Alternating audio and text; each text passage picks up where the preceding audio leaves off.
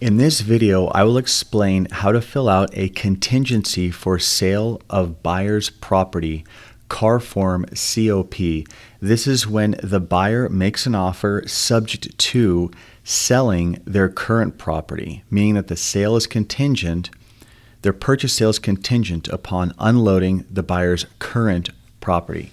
Now, it all starts here with the purchase agreement. I want to show you line L8. If you're writing an offer for a buyer that needs to sell their property before they can close escrow on their purchase, you'll check this box right here for the car form COP.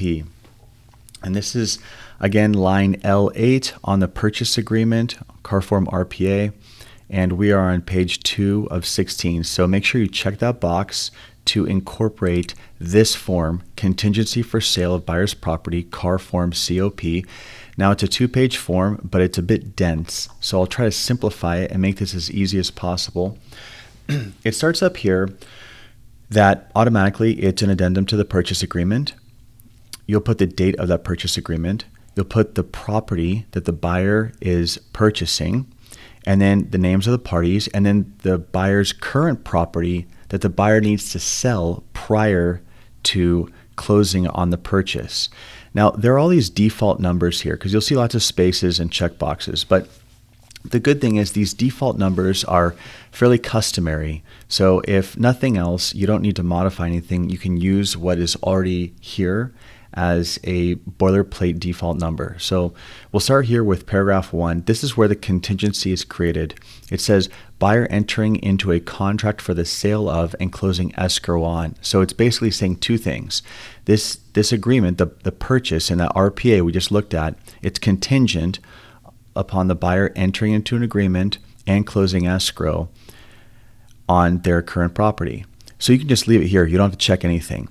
Now you can modify it. You can check this box B, and it says the buyer only needs to enter into a contract. Now that's a case where the buyer doesn't need the money from their current property in order to close. The buyer just wants to be in escrow. This isn't used very often. Or C, only the close of escrow of a buyer's property.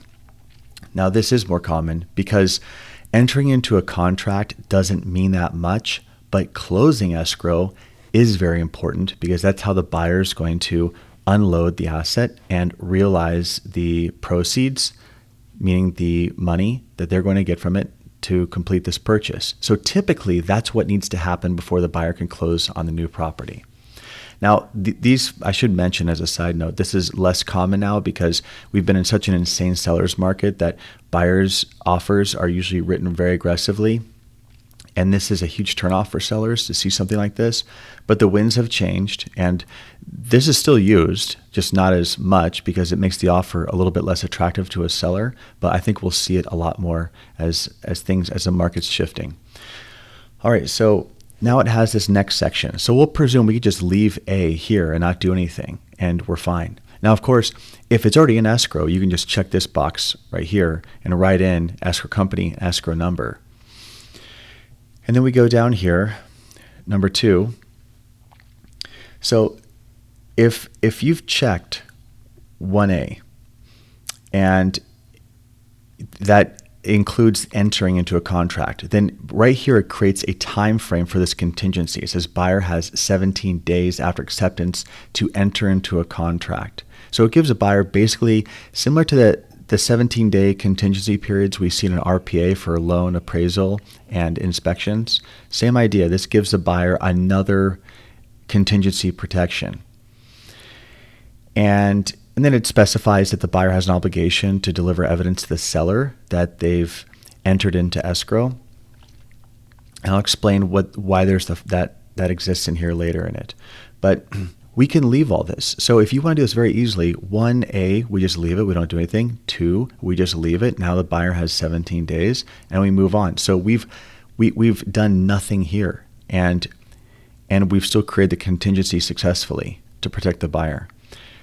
So that's what I'm saying about using defaults. Listing and MLS status of the buyer's property. Now it's going to say what applies, 1A and 1B. So you can reference up here. This is 1A, and this is 1B. And this, again, is about entering into a contract. 1B is not necessarily closing, but just entering into the contract.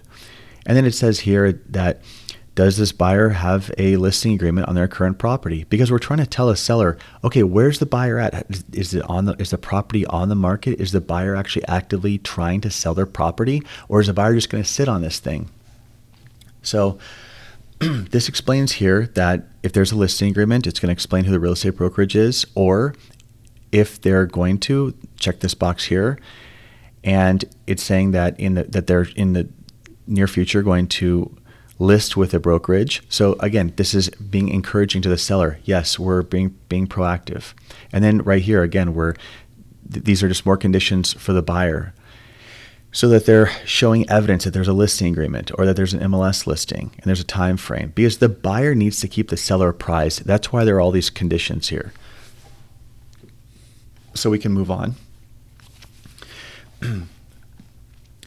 And again, minimal amount to do here. This form, even though it's very dense because there's a lot of different variables involved, you really have very little to do here. All right, close of escrow on buyer's property. Now this is talking about when there's the condition that the buyer must close escrow for the contingency. And it basically says that it shows that the buyer is going to show the seller proof, but also that they cannot use this contingency to cancel the agreement up after closing. So meaning that this cancels the contingency or renders it invalid, because once the buyer closes escrow, it fails to exist any longer. Now this is a scenario if you have a long purchase escrow, but the buyer just closed escrow on their current purchase and they've removed all their other contingencies. Well, they can't use this contingency. So this contingency automatically cancels itself out, provided that the buyer's escrow closes. So this is just another stipulation to keep this buyer compliant. So we see a pattern here of the buyer keeping the seller apprised of when they're getting a listing, if it's on the MLS, if and when it goes into escrow, and if and when their property closes escrow. That's what all this is here. And I'll show you how it ties in later, but this all basically goes back as a seller protection. And here we have more stipulations: buyer to keep the seller informed about the status of the transaction, and 2 days after seller's written request, but no earlier, to remove contingencies, buyer shall deliver evidence of the removal. And I'll explain. All this is leading up to a notice to perform to come from the seller if the buyer doesn't adhere to all these obligations. The buyer's on the hook to keep the seller apprised, and if they violate any of these stipulations, the seller can send a notice to perform and cancel. Cancellation of buyer's property. If buyer's property is in or enters escrow, and either party to that escrow gives the other a notice of cancellation, buyer shall deliver a notice to the seller, again keeping the seller apprised. Backup offers. Now this is where the seller gets some wiggle room.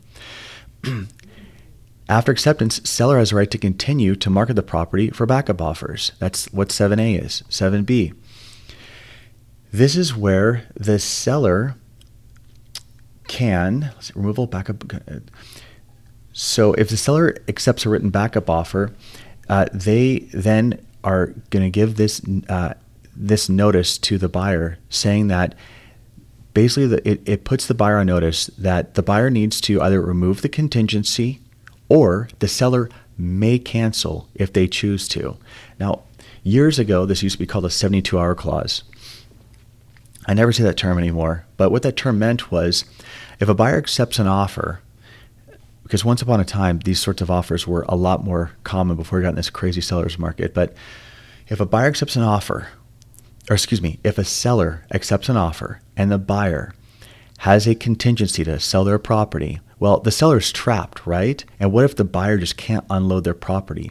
This creates a big problem because the seller's stuck. They're bound to this buyer and whatever headaches this buyer encounters selling their property. Well, this 7B allows the seller to market for backup offers. Actually, this is 7A, but 7B is, hey, if I get a backup offer, I can present that to the buyer, and I can say, listen, I have a backup offer. You have 2 days to remove the contingency, or I have the ability to cancel on you and proceed with a backup buyer. That's what that is. And there's a 2 days right here, and this of course can be modified, but this is just built in. Now you have 7C, and now by default, so here's the interesting thing. All this is built in where automatically the seller can get out. The seller isn't trapped. This is like a loophole for the seller so they're not trapped, where they can give the buyer a notice, a 2-day notice, and cancel if they get a backup offer that they like better. But the buyer has, I should mention, the buyer has 2 days to remove that contingency, and then the seller's stuck again back in escrow. The seller can't cancel. Now, it says right here, C1, immediate right to notify the buyer. So that means the seller can just give an immediate notice to the buyer at any time in the escrow. It says any time after acceptance, any time, and then cancel. Now, what I see a lot of is, see this delayed right to notify buyer? If you check this box here, it means the seller cannot do this for the first 17 days of acceptance. So if the seller gets a backup offer, they can't immediately go to the buyer and say, haha, got a backup offer. You have 2 days to remove the contingency or else I proceed with my plan B. Now the seller's obligated to wait 17 days, or you can change that number after acceptance, and then the seller can give notice that they have a backup offer. Or, now this is what you have to look out for if you're a listing agent, by the way. If the buyer's agent checks this, no right to notify buyer, it means that the seller is stuck the entire term of the agreement. The entire escrow in that RPA, the seller is stuck, and the seller does not have the ability to take a backup offer, present it to the buyer's agent, and say, you have 2 days to remove this contingency or else I cancel. So this is extremely important right here. This determines, this can basically give the seller a lot of liberty, all the way down to being highly restrictive to the seller for the entire term of the escrow. All right, everything must be in writing. So a lot of boilerplate text after this, okay? Removal of contingencies, of course, must be done in writing. All contingencies must be done in writing. They don't automatically remove. I'd say it's an exception if the buyer's escrow closes on this, because they can't use this contingency if the buyer's property closes escrow. Seller right to cancel. This basically is a collection of lines of all those stipulations we talked about up top, where the buyer needs to keep the seller apprised of going into a listing agreement, going on the MLS, getting an offer accepted, entering escrow, closing escrow.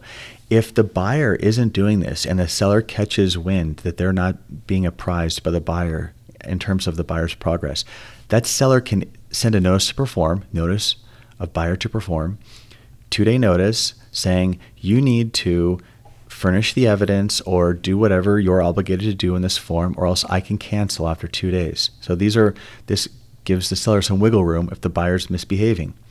Buyer right to cancel. Well, that's what we're talking about. This whole forum's about it. If the buyer's unable to enter into a contract, or if the buyer's unable, all this depends on 1A, B, and C. Which one did you do? So 1A is probably the most common, then 1C after that. 1C is closing escrow. This basically just says if the buyer can't close escrow, if they can't do it, they can back out, provided they have not removed this contingency in writing. So this is actually very straightforward right here. And then time periods. Okay, so time for performance. This is, again, is just talking about, so all this boilerplate text has to do with delivery of notices and terms that need to be performed from one party to the other. So read it if you want, but it's boilerplate. Nothing needs to be done here. And then finally, we get down to the signature. So both parties are going to sign here. Now, if the seller needs to send a notice, they can actually use this right here and send this as a notice of buyer to, notice buyer to remove contingencies and provide proof of funds. So this is a specific notice to perform that the buyer can use. It explains the case of when it's used, that the seller can use and present it to the buyer. The buyer doesn't need to sign, because all the seller needs to do is sign here, send it to the buyer, and once the buyer receives it, they're on notice. They have that 2-day notice. So this is all the seller needs to do. references paragraph 7b. This is where the seller is getting the backup offer and presenting it to the buyer to remove their contingency. Seller signs it, delivers it to the buyer. Buyer doesn't need to sign this or initial or anything. They're put on notice. The seller can wait 2 days, and then the seller can send a cancellation. It's that simple. I know it's a lot, and I just kind of went off the cuff with all this. This form is dense, and I see these done wrong and mistakes made on them all the time, and I hear about it after the fact. If you have questions, please leave a comment. I'll be happy to talk you through it. Good luck, and thanks for watching.